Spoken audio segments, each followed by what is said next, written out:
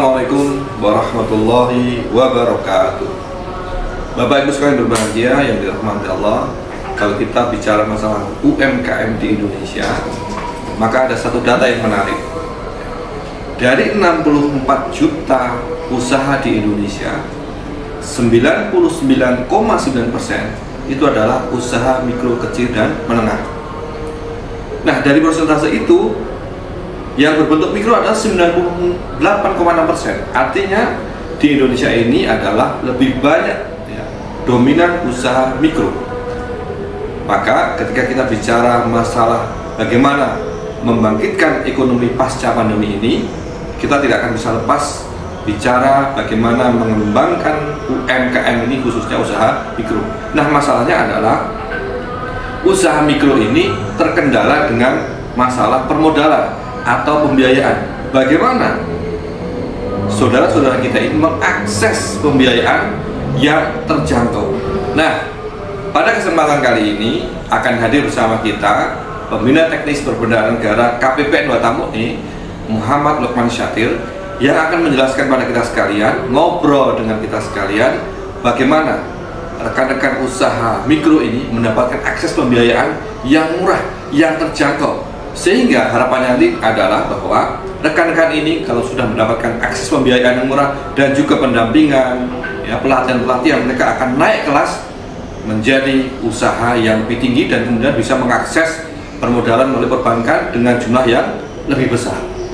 Semoga upaya kecil ini bisa memberikan kontribusi khususnya di masyarakat Bone dan lebih luas lagi di negara kita tercinta Indonesia. Demikian, Assalamualaikum warahmatullahi wabarakatuh. Assalamualaikum warahmatullahi wabarakatuh. Salam sejahtera bagi kita semua dan selamat sore. Pada hari ini bertemu lagi kita di podcast KPPN Watamune untuk membahas pembiayaan ultramikro atau yang biasa disebut UMI. Bersama kita pada hari ini telah hadir Bapak Muhammad Lukman Syatir, pejabat fungsional pada KPPN Watamune. Seperti kita ketahui, pembiayaan ultramikro merupakan pembiayaan yang diberikan kepada pelaku wirausaha menengah ke bawah. Nah, Pak, apa sih gambaran umum mengenai pembiayaan ultramikro ini? Baik, terima kasih Mbak Erni. Jadi, pembiayaan ultramikro ini adalah pembiayaan berupa fasilitas pendanaan untuk usaha ultramikro maupun UMKM dari pemerintah kepada para pelaku usaha yang non-bankable untuk memulai usaha atau menjalankan usahanya yang telah berjalan sehingga lebih berkembang lagi. Jadi sebagaimana kita ketahui bahwa pondasi perekonomian kita itu sangat dipengaruhi oleh usaha-usaha baik itu UMKM maupun yang ultramikro ini. Jadi 90% perekonomian kita ditopang oleh usaha-usaha ultramikro, sehingga pemerintah memberikan fasilitas pendanaan untuk menjaga dan mempertahankan momentum ekonomi dari usaha-usaha ultramikro tersebut atau UMKM tersebut. Iya, Pak. Tapi kan ini kan pembiayaan ultramikro nih, usaha UMKM. Betul. Apa sih campur tangan Ditjen Perbendaharaan di pembiayaan UMI? Ya, jadi peran Ditjen Perbendaharaan memberikan fasilitas pembiayaan UMI ini tadi secara umumnya memang untuk mendukung ekonomi perekonomian. Nah, melalui Badan Layanan Umum Pusat Investasi Pemerintah atau biasa disingkat dengan BLUPIP sebagai sumber pendanaan utama bagi para penerima fasilitas pembiayaan UMI. Jadi PIP ini yang menyediakan sumber pendanaan utamanya melalui kerjasama dengan lembaga keuangan bukan bank atau yang dikenal dengan LKBB untuk menyalurkan pembiayaan UMI. Kemudian sistemnya masih juga dikelola oleh Ditjen Perbendaharaan, dalam hal ini Direktorat Sistem Manajemen Investasi.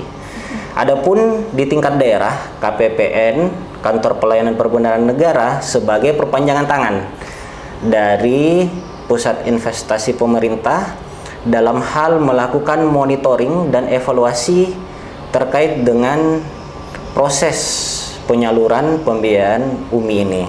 Nah, di sini peran pemerintah mulai dari proses perencanaannya, kemudian pembiayaan dan monitoring dan evaluasinya. Nah, di sini peran dari Ditjen Perbendaharaan terkait dengan fasilitas ultramikro untuk UMKM atau usaha ultramikro ini. Lalu bagaimana Pak untuk siapa saja pembiayaan UMI ini? Ya. Kan banyak tuh pelaku-pelaku usaha. Ya. Jadi untuk siapa saja? Nah, pembiayaan UMI ini untuk siapa saja? Jadi gini Mbak Erni, fasilitas pembiayaan UMI ini sebenarnya untuk semua orang yang mau berusaha selama dia warga negara Indonesia. Nah, warga negara Indonesia dia dibuktikan dengan memiliki nomor induk kependudukan. Jadi cukup dengan KTP, semua orang dapat memperoleh fasilitas pembiayaan UMI. Kemudian dia memiliki usaha ataupun baru mau berusaha, begitu. Nah, nanti dia punya sistem, ada dua, sistem perorangan dan sistem kelompok. Nah, sistem perorangan ini dikelola oleh masing-masing orang. Adapun yang sistem kelompok dikelola secara bersama-sama dan menggunakan sistem tanggung renteng. Nah, itu. Jadi syaratnya itu ya sebenarnya dia warga negara Indonesia, kemudian dia belum pernah menerima program fasilitas pembiayaan UMI, pembiayaan dari pemerintah maupun program seperti KUR seperti itu. Jadi dia sebenarnya jadi UMI ini kayak saya nih Pak mau bangun usaha, bisakah saya ambil UMI? Nah, itu yang penting punya KTP NPWP dan punya perlu usaha. nggak Pak? NPWP tidak perlu. Oh, KTP jadi cukup dan dengan KTP izin saja. Usaha ya? Nah, adapun kalau misalnya dia belum memiliki KTP atau NIK, itu bisa menggunakan surat keterangan domisili yang dikeluarkan oleh kelurahan pemerintah maupun setempat, pemerintah setempat ataupun kepala desa jika dia di desa seperti itu. Lalu bagaimana Pak cara ngaksesnya ini? Nah, pembiayaan UMI ini diakses melalui lembaga keuangan bukan bank LKBB. Kalau di istilah yang digunakan itu adalah penyalur UMI.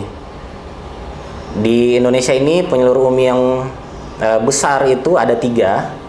Yang pertama PT Pegadaian, kemudian PT PNM Permodalan Nasional Madani, dan yang ketiga Bahana Arta Ventura. Nah, nanti Bahana Arta Ventura ini yang menaungi koperasi-koperasi. Nah, koperasi-koperasi ini biasa dikenal dengan istilah lembaga linkage.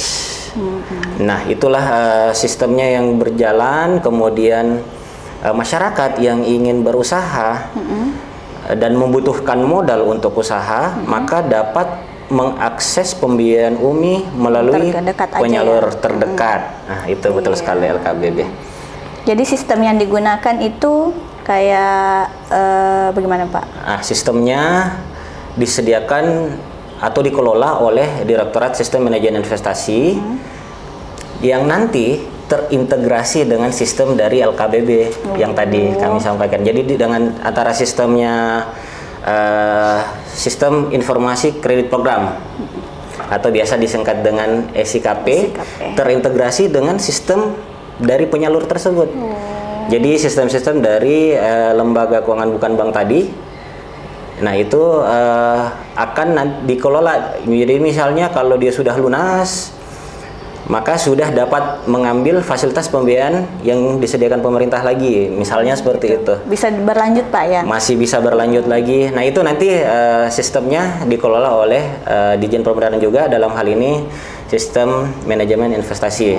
Kemudian di sistem SIKP UMI tersebut juga selain untuk sebagai database dari pembiayaan UMI juga bisa dilakukan monitoring dan evaluasi oleh kantor pelayanan perbendaharaan negara. Jadi monitoring apa terkait dengan jumlahnya, berapa biayanya, jumlah debiturnya, seperti itu. Nah, adapun saat ini debitur UMI sudah mencapai 6,8 juta debitur. Se-Indonesia se-Indonesia sejak tahun 2017 dengan total outstanding itu sudah mencapai 23,8 triliun. Wow, jadi sangat luas Pak ya. Sudah sangat ini luas. apa yang peminatnya UMI, betul. Jangkauannya. Iya. Jadi sangat bisa membantu memajukan perekonomian Indonesia. Betul sekali. Iya. Dan kelebihan lainnya apa Pak dibanding dengan pembiayaan UMKM lainnya? Baik. Jadi mungkin saya sedikit tadi menjelaskan lagi. Pembiayaan UMI ini kisarannya itu maksimal 20 juta. Jadi untuk usaha-usaha yang membutuhkan permodalan sampai minimal dengan 20 juta, maka dia sangat disarankan untuk mengakses pembiayaan UMI. Kenapa? Karena dia pertama, seperti yang sudah kami sampaikan tadi, dia itu mudah dan cepat. Jadi persyaratannya itu hanya KTP. Punya NIK saja. Kemudian punya usaha atau ingin berusaha. Jadi tidak mesti memiliki usaha selama 6 bulan. Misalnya kalau di KUR itu sudah harus memiliki usaha yang berjalan minimal 6 bulan, kemudian dilakukan survei dan segala macam. Nah, untuk usaha-usaha ultramikro yang non bank bankable, yang tidak tercover sama KUR tadi, maka dia dapat mengakses pembiayaan UMI dengan nilai plafon sampai dengan 20 juta. Sistemnya tadi bisa perorangan, bisa kelompok. Dan terus apa namanya Pak? Kelebihannya gimana? UMI ini kan kalau misalnya ambil UMI bisa ini kan Pak ya, dievaluasi tuh. Nanti usahanya, usahanya sudah bagus. Jadi didampingi Pak ya. Jadi nanti ada pendampingan dari lembaga keuangan bukan bank atau penyalur UMI-nya tadi. Nanti jangan khawatir. Jadi debitur-debitur UMI itu tidak dibiarkan begitu saja, kemudian usahanya berjalan sendiri.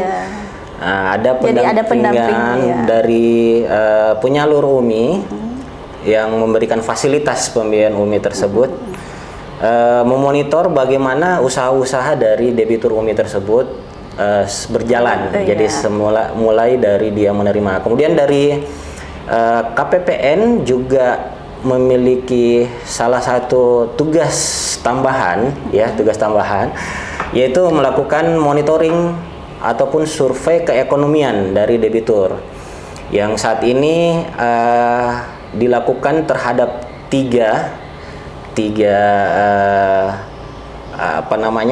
indikator, yaitu nilai keekonomian usahanya, kemudian nilai keekonomian pribadi, dan nilai keekonomian inklusif, seperti itu. Jadi nanti akan terus dilakukan pendampingan Mbak Erni. Jadi usahanya itu nggak takut gagal di tengah jalan Pak ya. Itu akan ada terus masukan-masukan atau usaha-usaha supaya gimana debitur-debitur itu bisa berhasil. Gitu. Jadi nggak sia-sia ambil UMI-nya. Tidak sia-sia ambil UMI-nya, betul sekali. Nah, harapan pemerintah ini apa sih Pak buat penyaluran UMI ini Pak? Terkait dengan pembiayaan UMI tersebut memiliki harapan bagaimana yang pertama debitur UMI itu bisa naik kelas. Jadi saat ini karena sudah berjalan 5 tahun, arah tujuannya itu bagaimana sih UMI nanti usahanya bisa maju, kemudian jika membutuhkan modal yang lebih besar untuk mengembangkan usahanya, maka dia bisa naik ke KUR, jadi kredit usaha rakyat. Sehingga nanti modal yang diterima lebih besar, usahanya menjadi lebih besar. Nah, makanya income yang diterima, penghasilannya juga menjadi lebih besar. Nah, itu harapan dan yang kita inginkan semua. Kemudian yang kedua, penyalur UMI semakin banyak bertambah Iya. gitu. Jadi PIP sendiri saat ini menawarkan kepada badan-badan hukum, lembaga keuangan bukan bank yang bergerak di usaha simpan pinjam misalnya, menawarkan kerjasama pendanaan maupun kerjasama program. Jadi ini sudah mulai ditawarkan nih Bu Erni, silakan misalnya Mau ikut. ada badan hukum koperasi ingin turut serta bekerja Penyaluran. sama di penyaluran, berarti dia bekerja sama pendanaan. Iya. Nah itu boleh menjadi penyalur UMI ataupun lembaga linkage Iya. yang di bawah Bahan Arta Ventura tadi. Nah itu kemudian ada kerjasama program. Jadi kalau ada program-program misalnya terkait dengan UMKM, maka bisa itu nanti bekerja sama dengan PIP untuk mendapatkan fasilitas UMI juga untuk mengembangkan UMKM. Iya. Jadi itu dua, ada kerjasama pendanaan yang memang dia jadi penyalur UMI secara tetap ataupun dia lembaga linkage. Nah harapannya tentu tujuan akhirnya mengembangkan ekonomi kerakyatan ya seperti itu, mengembangkan ekonomi kerakyatan. Nah itu mungkin itu harapannya. Iya. Semoga pembiayaan UMI ini betul-betul dapat dimanfaatkan dengan baik oleh usaha-usaha ultramikro maupun UMKM. Kemudian nanti dia bisa naik kelas ke tingkatan yang lebih tinggi. Misalnya dia menjadi usaha mikro maupun usaha kecil atau bahkan menjadi usaha tingkat menengah. Iya. Gitu. Terima kasih Pak atas waktunya, atas penjelasannya mengenai pembiayaan ultramikro. Sama-sama Mbak Erni, Baik. sama-sama Bapak Ibu sekalian yang juga menyaksikan podcast KPPN Watampone. Iya. Semoga kedepannya semakin lebih baik lagi. Amin.